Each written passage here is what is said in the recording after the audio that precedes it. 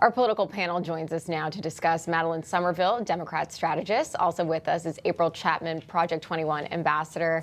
Good morning, ladies. Happy Friday. Good morning. In a less positive report, we did hear Jason Matera talk about Chicago's failure to reduce crime and in some cases even adopting policies that make it worse, if that's even possible. So why do blue cities not only struggle with high crime but also resist policies that could help April, such as deploying the National Guard, because that seems like a real solution as opposed to these quote-unquote peacekeepers? What I've noticed is that leftist policies always breed more chaos. We have a model that works. It's called law and order. It's called police. But I find it interesting that millions of dollars were spent on these peacekeepers that weren't vetted, and crime was the result. The peacekeepers are keeping the crime, or they're keeping the crime alive and well.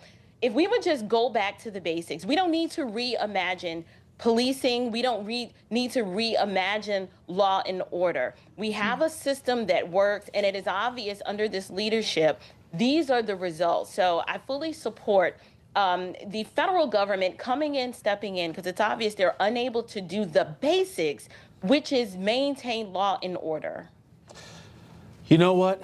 I hereby declare December 5th the end of the liberal experiment in terms of how they govern the black community. What say you, Madeline? Ooh, I think that is something that I do not want to walk right into. Wow. Yikes, that is a tough one for me to answer. But I think in terms of governing in general over a city, I think that I don't know what's going on with this program here. This sounds like mafia type stuff to me, where the people who are committing the crimes are in the program that's supposed to be stopping it, like has happened with police in the past. In terms of bringing the National Guard into different places, like I've said this so many times, the president would have a lot more. I would have a lot more trust for the president if there wasn't a whole lot of other surveillance going on right now. And the Democrats would have a lot more credibility in saying no thank you because of the surveillance issue, because of states' rights, if they would just admit that crime is still a problem. You know what? I'm going to tell these liberals in Chicago exactly what my mama used to tell me growing up. Stop your foolishness. Well, turning now to a big story out of Virginia. Breaking news we got yesterday. 30-year-old Brian Cole has been arrested for allegedly dropping the pipe bombs outside the D.C. headquarters of both the Republican and the Democrat parties on January 5th, 2021. Let's take a listen to Attorney General Pam Bondi announcing the arrest and how the Trump administration was able to track down the suspect.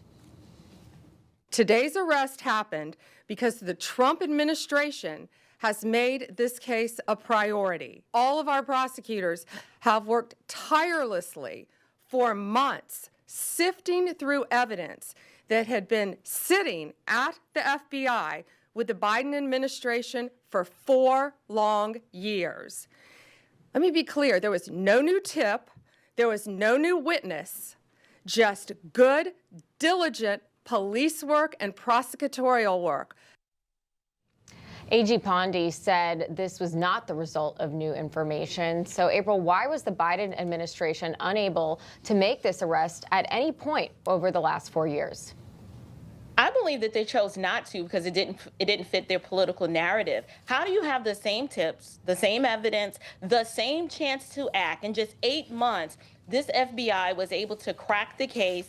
And it's no coincidence that the former administration dragged their feet and let politics get in the way of justice. I don't believe they were ever truly interested in solving this case because they didn't want to highlight the threat that might not come from where they thought they were pointing the finger. Yeah, and they thought the guy was actually white. That is blowing everyone's mind. In fact, I don't even know if it's AI or not, but CNN, I can't even get it out, I'm laughing so hard, actually called the guy white and actually showed his picture. Yeah, they did. Clearly a black guy. Yeah. So, I mean, that's going way beyond gaslighting. That's actually lying.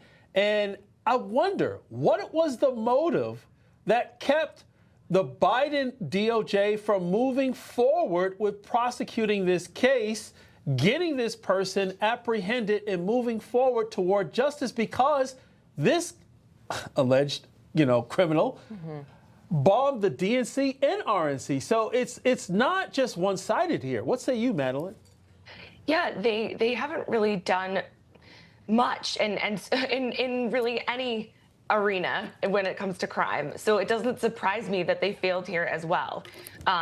I think that when it comes to the Biden administration attacking any major problem, right? That's one of the reasons that Trump got elected. The Trump supporters that I speak to all say, we just want action. We just want something done.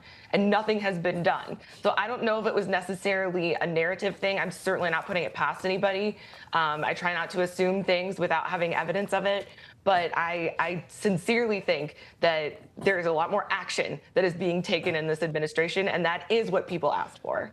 Yeah, when it comes to like D.C., going back a couple of decades ago, a lot of people thought the D.C. sniper was a white guy, and it turned out to be a black guy. So this is very interesting that what the legacy media keeps messing up and making these racial, narratives actually lying to the American people. Yeah, but I do want to pivot to another story here. The Supreme Court has sided with Texas, blocking a federal court ruling that would have stopped the state from using its newly redrawn congressional map.